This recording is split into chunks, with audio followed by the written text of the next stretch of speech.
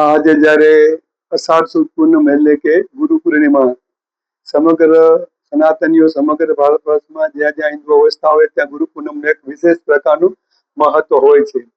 તો આજે જ્યારે ગુરુ પૂર્ણિમા ઉજવી રહ્યા છે સચ્ચિદાનંદ સંપ્રદાય દ્વારા, કે આજે જેને કહે છે વૃંદાવનની સંપૂર્ણ ઝાંખી હોય એવા દિવ્ય ધામ કહી શકાય, એટલે કે ગુજરાતનું કહી શકાય એવા ગોવર્ધન તળેટી સત્તાપુર મધ્યે સચ્ચિદાનંદ સંપ્રદાય દ્વારા ગુરુ પૂર્ણિમાનો ઉત્સવ ધામધૂમથી ઉજવવામાં આવ્યો.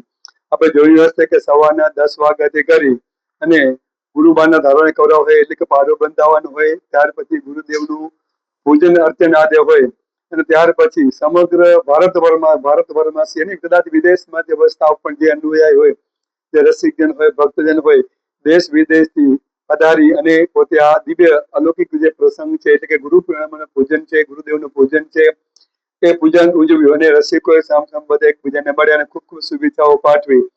અને પોતપોતાના ખાસ કરીને વિશેષ અમારા સંપ્રદાયને એ છે કે જે એમાં જે વર્ણ છે, એટલે દાખલા તરીકે જો અહીરો હોય તો અહીરોના ટ્રેડિશનલ ડ્રેસમાં આપણે જોયા હશે, દર્શન કર્યા.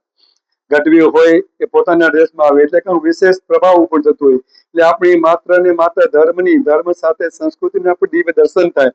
આપણે જોઈએ છે કે આજે બધા ટ્રેડિશનલમાં વળી ગયા છે, પોતપોતાના સ્વદેશી પશ્ચિમી અનુકૂળ કરે છે.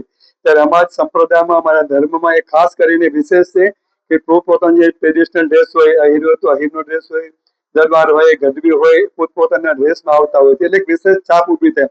એની સાથે સંસ્કાર, માત્ર ધર્મ જ નહીં, ધર્મ સાથે સંસ્કારનો કેમ પ્રચાર થાય એના માટે થઈને આ ગુરુ પૂર્ણિમાનો ઉત્સવ ગોવર્ધન તળેટી મધ્યે ઉજવવામાં આવ્યો.